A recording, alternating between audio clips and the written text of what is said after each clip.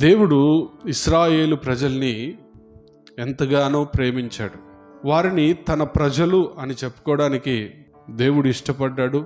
ఇష్టపడిన దేవుడు వారిని తన ప్రజలుగా పిలుస్తూ వచ్చాడు. అయితే వారికి తండ్రిగా, రాజుగా, అధిపతిగా, యజమానుడిగా దేవుడు ఉంటూ వచ్చాడు. వారు ఐగుప్తులో ఉన్నప్పుడు ఐగుప్తు నుంచి బయటకు తీసుకొని వచ్చి కానాను అనే పాలు తేనెలు ప్రవహించే ఒక దేశాన్ని వారికి అప్పగించాడు.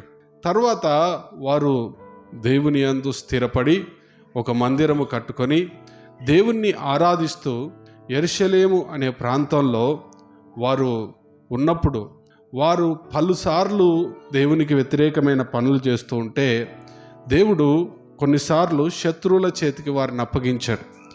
శత్రువుల చేతిలోనికి వెళ్ళిన వారిని మరల దేవుడే జ్ఞాపకం చేసుకొని విడిపించి తీసుకొని వచ్చి మరలా వారిని ఒక రాజ్యముగా సమకూర్చి వారి ద్వారా ఆరాధించబడుతున్న సమయంలో రాయబడుతున్న మాటలు ఇవి. అయితే ఈ ప్రజలు ఎలాగో మారిపోయారట అంటే, నేను మిమ్మల్ని ప్రేమించాను అంటే, అవునా ప్రభువా, దౌర్భాగ్యులమైన మమ్మల్ని, పాపులమైన మమ్మల్ని నువ్వు ప్రేమించడానికి మేము అర్హులమా? మేము అర్హులం కాదు కదా. నువ్వు మమ్మల్ని ప్రేమించావా ప్రభువా, అయితే మేము నిన్ను ఆరాధిస్తాం అని చెప్పాల్సిన పరిస్థితిలో ఉన్నావు. ప్రజలు, నువ్వు ఏం చేసి మమ్మల్ని ప్రేమించానని చెప్తున్నావు? మా ఏళ్ళ ఏ విధంగా ప్రేమ చూపించావు అంటున్నారు. దేవుడు అంటున్నాడు, నా నామాన్ని మీరు నిర్లక్ష్య పెడుతున్నారు అన్నాడు 6వ వచనంలో. నా నామమును నిర్లక్ష్య పెట్టారు అని అంటే, అవునా ప్రభువా, నీ నామాన్ని నిర్లక్ష్య పెట్టామా? అయ్యో, మేము ఎంత దౌర్భాగ్యులము, మా జీవితాన్ని మేము సరి చేసుకుంటాము అని చెప్పి దేవుని సన్నిధిలో వారి జీవితాన్ని వారు సరి చేసుకోవాల్సింది బదులుగా ఏమంటున్నారో తెలుసా? ఏం చేసి నీ నామాన్ని నిర్లక్ష్య పెట్టాం అంటున్నారు. మీరు నా బల్లను అపవిత్రపరిచారు అంటే వీళ్ళు, అయ్యో ప్రభువా, నీ బల్లను అపవిత్రపరిచామా? మేము జీవించకూడని జీవితాన్ని జీవిస్తున్నామా? అర్పించకూడని వాటిని అర్పిస్తుంటున్నామా? మమ్మల్ని మేము సరి చేసుకుంటాం అయ్యా, నీకు ఇష్టమైనవే అర్పిస్తాం, నీవు కోరుకున్నవే అర్పిస్తాం అని చెప్పాల్సిన వీళ్ళు ఏమని చెప్తున్నారు తెలుసా? ఏం చేసి నీ బల్లను అపవిత్రపరిచాం అంటున్నారు. మీరు మీ మాటల చేత నన్ను ఆయాస పెట్టారు అంటే, అయ్యో ప్రభువా, మేము నీ మాటను పక్కకు పెట్టేసి మా మాటల చేత నిన్ను బాధ పెట్టామా? మా మాటలను పరిశుద్ధపరచుకునేటట్లుగా మాకు సహాయం చేయండి, మమ్మల్ని క్షమించండి అని అడగాల్సిన ప్రజలు ఏమని అడుగుతున్నారు తెలుసా? ఏం మాట్లాడి నిన్ను ఆయాస పెట్టాం? దేవుడు అడుగుతున్నాడు, మీరు నా తట్టు తిరగండి అంటే ఏమంటున్నారు తెలుసా? ఏ విషయంలో నీ తట్టు తిరగమంటావు?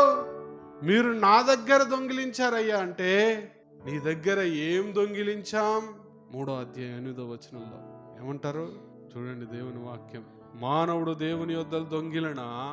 అయితే మీరు నా యొద్ద దొంగిలితిరి. ఏ విషయములో మేము నీ యొద్ద? అయ్యో ప్రభువా, నిజమే, మేము దొంగిలిస్తున్నాం.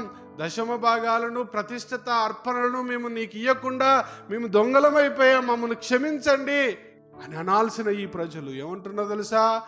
ఏ విషయంలో నీ దగ్గర దొంగిలించాం? నన్ను గూర్చి మీరు గర్వపు మాటలు మాట్లాడుతున్నారయ్యా. దేవుడు అంటుంటే ఏమంటున్నారో తెలుసా? ఏం గర్వపు మాటలు మాట్లాడాం నీ గురించి? పొత్తిగా దేవుని భయము లేని ప్రజలు. ఈ రోజుల్లో ప్రజల్ని చూస్తుంటే, సంఘములో ఉన్న విశ్వాసులను చూస్తుంటే ఇదే పరిస్థితిలో ఉన్నామేమో అనిపిస్తుంది. నేను మిమ్మల్ని ప్రేమిస్తున్నానయ్యా అంటే, దేవుడు మిమ్మల్ని ప్రేమించాడంటే ఏం చేశాడు మమ్మల్ని ప్రేమించి? ప్రశ్న రావట్లేదా మన దగ్గర నుంచి? మీరు ఆయన నామాన్ని నిర్లక్ష్య పెడుతున్నారంటే, మేము ఎందుకు నిర్లక్ష్య పెడతాను? ఆదివారం ఆరాధనకు వస్తలేమా? ఆదివారం ఆరాధనకు వచ్చినంత మాత్రాన ఆయన నామాన్ని లక్ష్య పెట్టినట్ట? బలి అర్పణ చేసినంత మాత్రాన ఆయనను గౌరవించినట్లా? మీరు ఆయన బల్లను అపవిత్రపరుస్తున్నారంటే ఏం చేసి అపవిత్రపరుస్తున్నాం? ఒకడు తాగొచ్చి చెయ్యిలో పెడతాడు, ఒకడు వ్యభిచరించి చెయ్యి దాంట్లో పెడతాడు. అపవిత్రపరిచినట్టు కాదా? బల్లను అపవిత్రపరిచినట్టు కాదా? ఏం చేసి అపవిత్రపరిచాం అంటే దేవుడు ఏం చెప్తాడు చెప్పండి? అందుకే ఒక మాట అడుగుతున్నాడు. ఈరోజు ఆ మాటకు సమాధానాన్ని వెతికే ప్రయత్నం చేద్దాం. 6వ వచనంలో, కుమారుడు తన తండ్రిని ఘనపరచును కదా, దాసుడు తన యజమానుని ఘనపరచును కదా. నా నామము నిర్లక్ష్య పెట్టు యాజకులారా, నేను తండ్రినైతే నాకు రావలసిన ఘనత ఏమాయను? నేను యజమానునైతే నాకు భయపడువాడు ఎక్కడ ఉన్నాడు? ఈరోజు అడుగుతున్న ప్రశ్న, నేను తండ్రినైతే నాకు రావలసిన ఘనత ఏమాయను? నువ్వు ఏం పని చేసినా, ఏం సంపాదించినా, ఏది గొప్పగా సంపాదించుకున్నా ఏం చెప్తున్నావు? ఇది నా ఘనత, నా గొప్పతనం అని చెప్తున్నావే.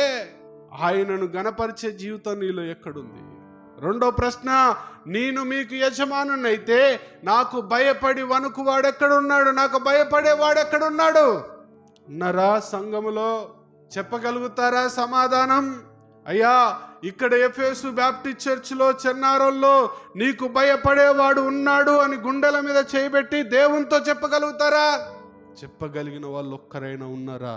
నీకు భయపడి మేము జీవిస్తున్నామయ్యా, మా మాటల చేత నిన్ను ఆయాస పెట్టాలనుకోవట్లేదు, నీ తట్టు తిరగాలనుకుంటున్నాం, నీ దగ్గర దొంగిలించడం మాకు ఇష్టం లేదు, నిన్ను గూర్చి గర్వపు మాటలు మాట్లాడడం మాకు ఇష్టం లేదు, నీ ప్రేమను, నీ నామాన్ని నిర్లక్ష్యం చేయడం మాకు ఇష్టం లేదు, నీ బల్లను అపవిత్రపరచడం ఎంత మాత్రం ఇష్టం లేదు, నీకు భయపడే వారం మేము ఇక్కడ ఉన్నామయ్యా అని చెప్పగలుగుతారా?